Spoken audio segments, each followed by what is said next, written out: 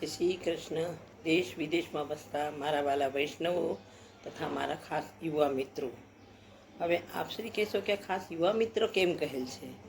તો આ યુવા મિત્ર એટલા માટે કહેલ છે કે આપણે આ જે પ્રોજેક્ટ મેં હાથમાં લીધેલ છે, આ જે કાર્ય હાથમાં લીધેલ છે તે ખાસ મારા યુવા મિત્રો માટે. કારણ મને ખ્યાલ છે કે તેઓને પુષ્ટિ માર્ગ વિશે જાણવાની ઈચ્છા હોવા છતાં તેમની પાસે સમયનો અભાવ છે. તો એટલે અને હું પણ એ ફિલ્ડમાં હતી, મને ખબર હતી કે મને પણ ઈચ્છા હતી, પણ હું સમય ન આપી શકતી.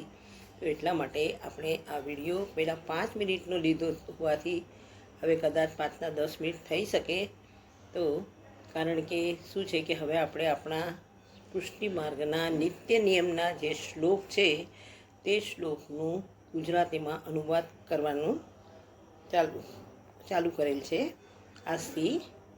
તો તે માટે કોઈ વાર શું હોય કે કોઈ શ્લોકનું ભાષાંતર કરવામાં સમય લાગી જાય, અને જો વચમાંથી છોડી દઈએ તો આપ લોકોને ભાવાર્થ સ્પષ્ટ ન થાય, એટલે કોઈ વાર ચાલુ કરવામાં અથવા સમય લાગી શકે પૂરું કરવામાં.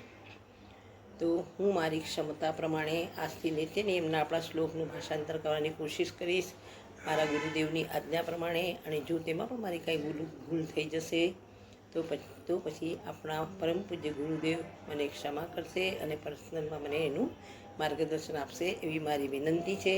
અને આપ સર્વેને પણ વિનંતી છે કે આ 5 ના 10 મિનિટ બી થઈ શકે તો સમયનો અભાવ જાણી સમયમાં થોડું સમજવાની કોશિશ કરી લેજો. મારો ઉદ્દેશ જે હતો એ.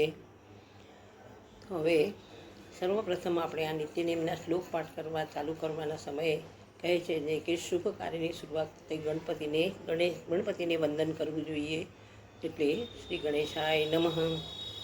એમાં સંસ્કૃતમાં શ્લોક છે: વક્રતુંડ મહાકાય સૂર્યકોટિ સમપ્રભ નિર્વિઘ્नं કુરુ મે દેવ સર્વકાર્યેષુ સર્વદા.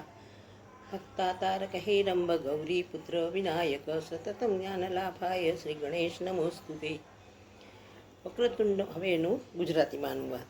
વક્રતુંડ મહાકાય. વક્રતુંડ એટલે વાંકી સૂંઢવાળા. મહાકાય, મહાન કાયા ધારણ કરનારા.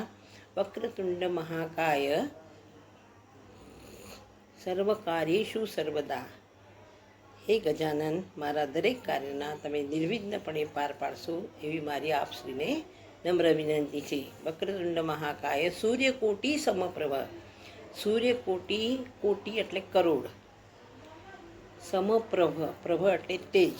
કરોડો સૂર્ય સમાન, સૂર્યના સમાન જેમનું તેજ છે, જેમની વાંકી સૂંઢ છે, જેઓ મહાન કાયા ધારણ કરનારા છે, એવા શ્રી ગણપતિ બાપ્પા, તમે મારા બધા કાર્યો નિર્વિઘ્નપણે પાર પાડશો, એવી હું આપને ઈચ્છા વ્યક્ત કરું છું અને નમન કરું છું.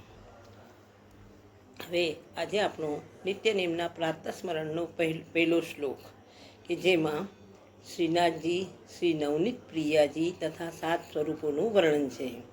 જેમ કે પહેલો શ્લોક: શ્રી ગોવર્ધનનાથ પાદે યુગલમ હૈયમ ગવીન પ્રિયમ નિત્યમ શ્રી મથુરાધિપમ સુખકરમ શ્રી વિઠ્ઠલેશમ મુદા. શ્રીમદ્વારવતીશ ગોકુલપતિ શ્રી ગોકુલેન્દુમ વિભુમ શ્રીમન્મન્મથમોહનમ નટવરમ શ્રી બાલકૃષ્ણમ ભજે.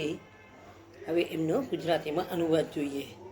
શ્રી ગોવર્ધનનાથ એટલે તો આપણા શ્રી કૃષ્ણના જે અનેક નામો છે તેમાંનું ગોવર્ધનનાથ, તેમના કાર્ય પ્રમાણે તેમને અલગ અલગ નામ ધારણ કર્યા છે. માખણચોર ગોવર્ધનનાથ, ગોવર્ધન પર્વત ધારણ કર્યો તો ગોવર્ધનનાથ. પાદ યુગલમ હૈયમ ગવીન પ્રિયમ, એમને માખણ બહુ પ્રિય હતું તો હૈયમ ગવીન પ્રિયમ. તો આપણે એક એક શબ્દનો અર્થ, પૂર્ણ શ્લોકનો અર્થ જોઈએ.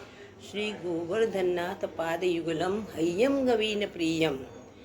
શ્રી ગોવર્ધનનાથજી પાદ યુગલમ, પાદ એટલે ચરણ, યુગલમ એટલે બંને ચરણ, તેમના બંને ચરણ કમળોને, શ્રી ગોવર્ધનનાથજીના બંને ચરણ કમળોને હૈયમ ગવીન પ્રિયમ. હૈયમ ગવીન પ્રિયમ એટલે જેમને માખણ, હૈયમ એટલે તાજું માખણ જેમને અતિ પ્રિય છે, એવા શ્રી નવનીત પ્રિયાજી. નવનીત એટલે પણ માખણ જ થાય. નવનીત પ્રિયાજી શ્રી મથુરાધિપમ એટલે મથુરાનાથજી.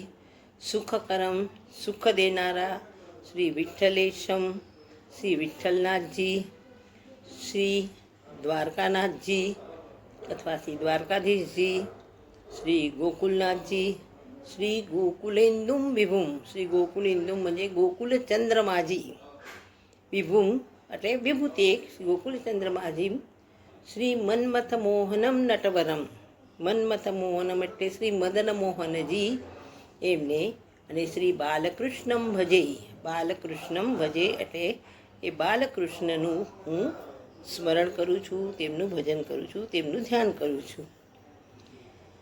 હવે આપણે અહીંયા જ વિરામ લઈએ, કારણ આપણા 5 મિનિટથી ઉપર ટાઈમ થઈ ગયો છે. કોશિશ કરશું આપણે જેમ બને એમ 2 શ્લોકો ઓછામાં ઓછા લેવાની.